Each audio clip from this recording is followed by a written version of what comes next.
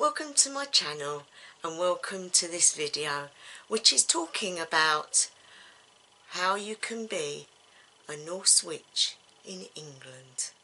Enjoy.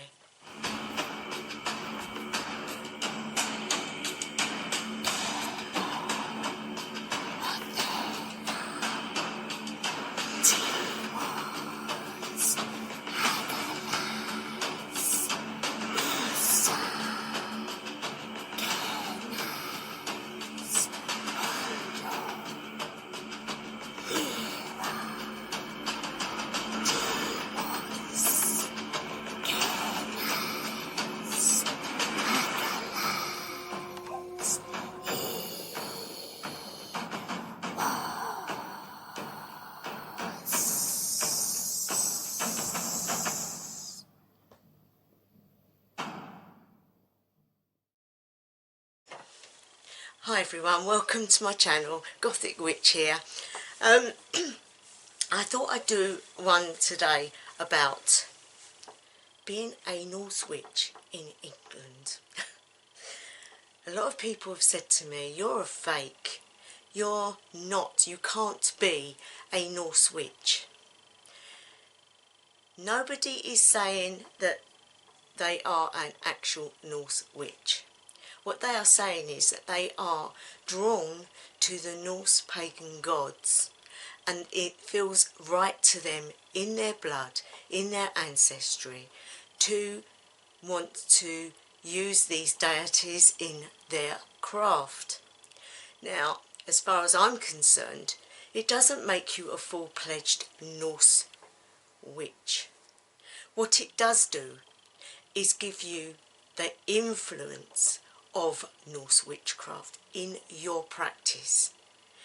It doesn't make sense to me that people will think they are full-fledged Norse witch in England.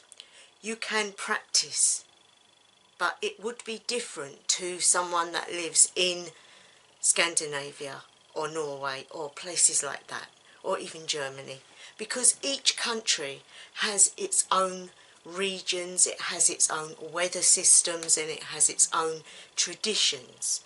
Now in England we have many traditions.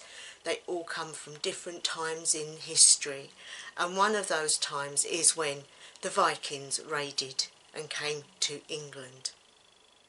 Now there are parts of England and Scotland and Wales and even Ireland that were occupied by the Vikings, and that had a big influence on the people of the land, and many got together and so came forth Anglo-Vikings, Anglo beings from the Norse. And so how much more would it be within us to want to know our ancestry, our roots? A story that I've probably told on one of my other videos is the time when my son and daughter said to me, Mum, you feel you can't practice with those gods from the Nordic Isles because of being in England, being an English person. Why not have a DNA done? Because everything inside you is drawn to this. So I had a DNA done, and funnily enough I am more Scandinavian than I am British. It made me laugh at the time because I knew how much longing and being drawn to this area, this place that I've never been to, had an effect on me spiritually as well as physically. And in a way I was quite pleased. The thing is, you can only go by how you feel.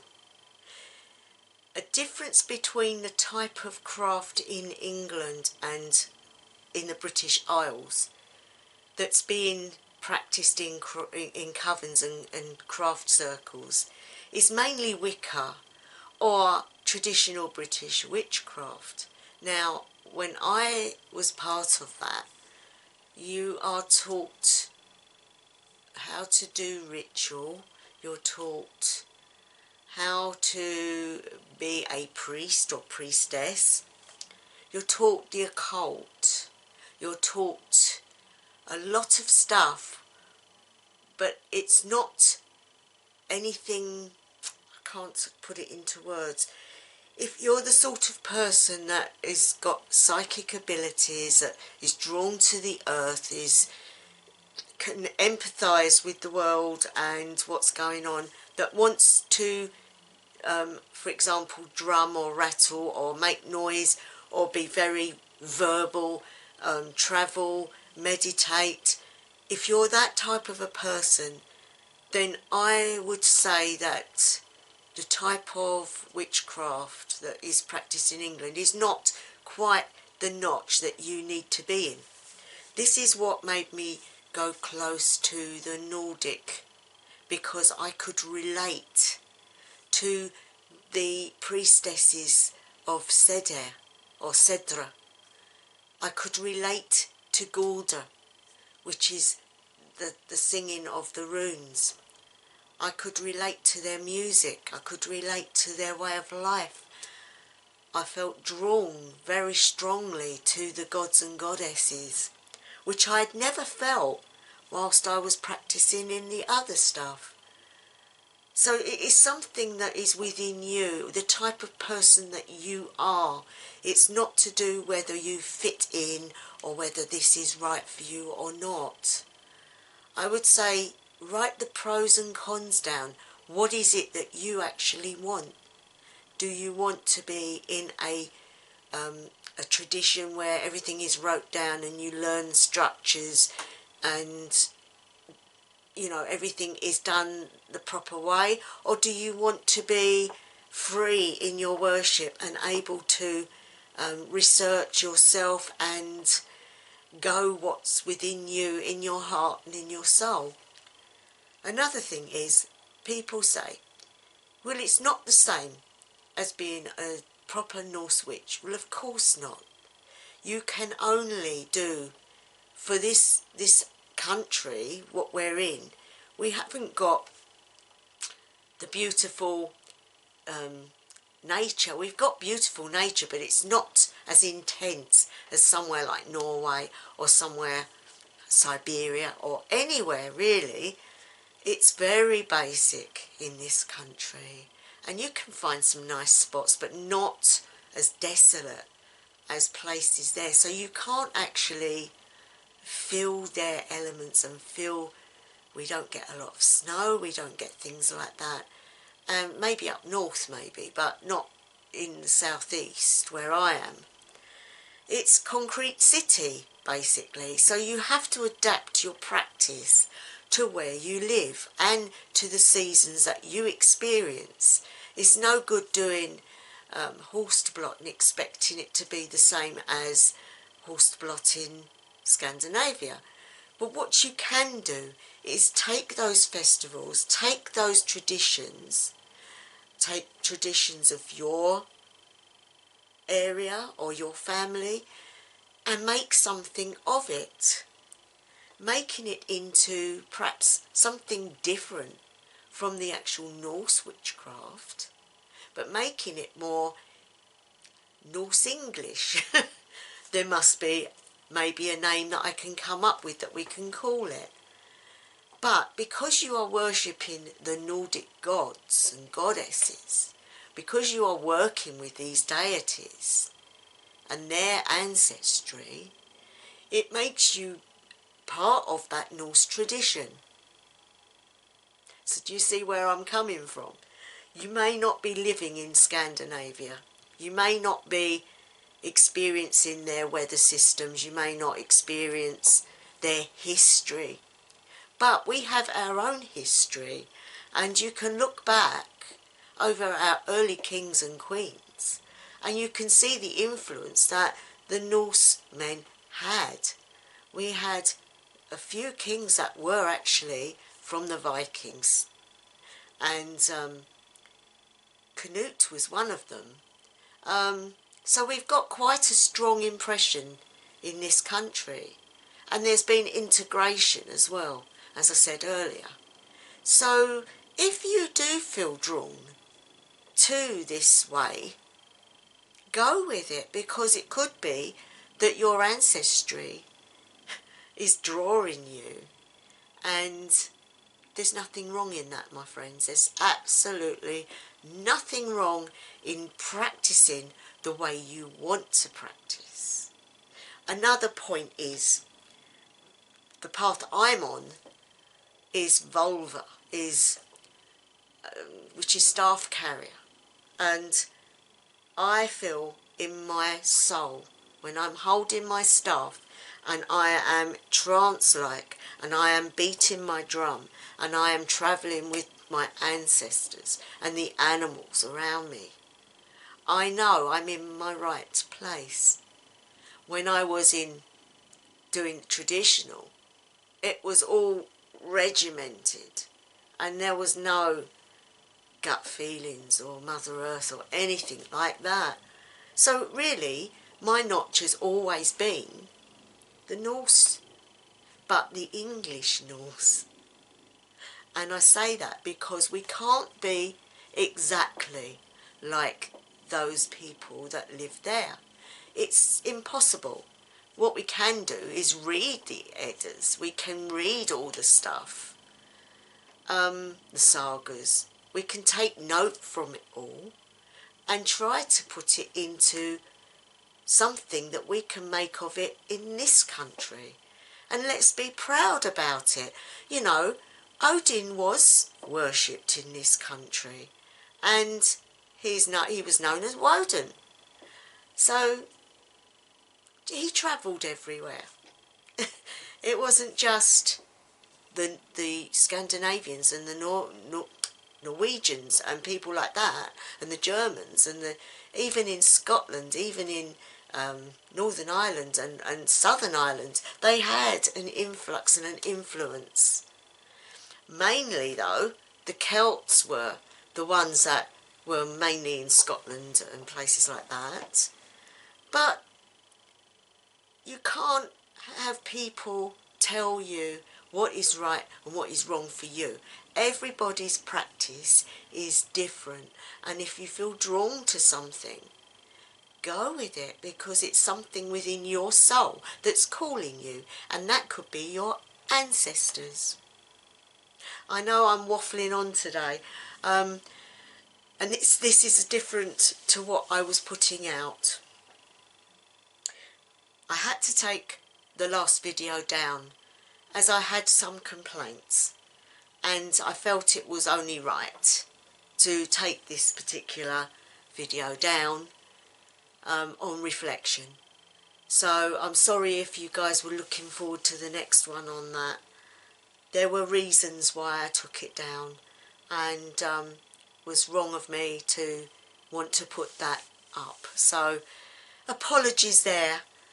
And also I've also had some issues with my health again, but I'm not going to let this stop me from making videos. So you are guaranteed a video, and I will try to keep on the path of what I said I'm going to be doing. But I thought it would be good to go through this and make it easy for people to realise that they don't have to fit into a notch. Notches are human made, and people like to put things in boxes and analyse them and put a title on them, and it's not like that. Your pathway, your soul path is yours, and no one can tell you whether you're right or wrong. You don't all have to go out and take a DNA test. Mine was funny because people had always said, you look like you should live in a cold country because you're so pale. You look like you're from there. And I used to laugh at them and say, well, the sun doesn't like me and it just burns my skin. And all the stories I grew up with, funnily enough, were of different goddesses and people like that. But my mother sent me to Sunday school, but she taught me the stories. So she was very witch-like, and it was in my family. And I do think that there's been a very long ancestral run of this sort of thing. I am pleased now, because I always felt bad about being psychic, having mediumistic abilities, being able to leave my body and things like that. And I was always told I couldn't use that in witchcraft, in that type of witchcraft, that it wasn't on, that we weren't people of the death, of the dead. They saw it as only one time of the year that you could really communicate with the dead, and that would be around Samhain or Halloween. I lost a lot of my ability because I put it all on hold, and so when I came out of that and went into my own and saw what my soul wanted, I realised how much I missed my gifts, and that's when I came into my own. Yes, I gained lots of knowledge, I gained a lot, and I wouldn't change that for the world, but I am really happy now to be doing what I feel is correct for me. So if there's anyone out there that is actually reflecting on this issue, don't worry about it. Speak to people that are in it, that are living in your area. You can find them on YouTube. If you don't want to talk to me or put a comment, find someone else and comment them, because as long as you get your answer, that's the main thing. And also, there aren't a lot of books on the type of background for this sort of thing in England. The English have a big problem with our history. It's not set in stone. A lot of the Celtic gods and goddesses were only reflected upon via the Romans when they were here, and they wrote it all down. But apart from that, and glimpses of like small things like Boadicea or Boudica, however which you want, it was tribal, it was so different back then. And they did worship the different gods and goddesses of old, which we don't know the names of anymore. Some of them have got places named after them, and so you know that there is that. But when it comes to the Viking era, a lot of the gods' names and the goddesses' names were taken from the Norse. And so I think we have a strong link, and I'm never going to stop how I feel about it, and you shouldn't either. If the gods are calling you, then don't ignore them. Go, see what they've got to offer, see what they want to speak to you about. It's great, and I wouldn't change it for anything. Freya came to me the other day, and she has got a message, and I will be doing that in the next video, because I need to do it in a certain way, and I don't want it to come across wrong. So the next video won't be on runes. I'll probably do it on the Saturday. It's going to be about trancing. I'm not going to tell you too much, but there will be a blindfold involved, and trancing, and a message from Freya. Anyway guys, I'm going to leave it there. I hope some of this has made sense, and it's a bit waffly, but as I said, I'm not quite 100% at the moment, but I wanted to get this across because there are many people that have asked me, who the hell do you think you are? Well, I know who I am, and I know a lot of people out there just want that it's okay, and it is okay. So to any new subscribers, I really do thank you. Look down below. I will put in information sometimes. I will put notes in there sometimes for people. There are others that you can look back on, new subscribers. There's plenty of videos that you can look back on that will teach you certain things. And To any returning subscribers, I thank you too, because without you, where would I be? And to my followers, the ones that are always there, thank you so much. As we grow together, so mote it be. I'm really pleased that people are getting something from the content I'm putting out.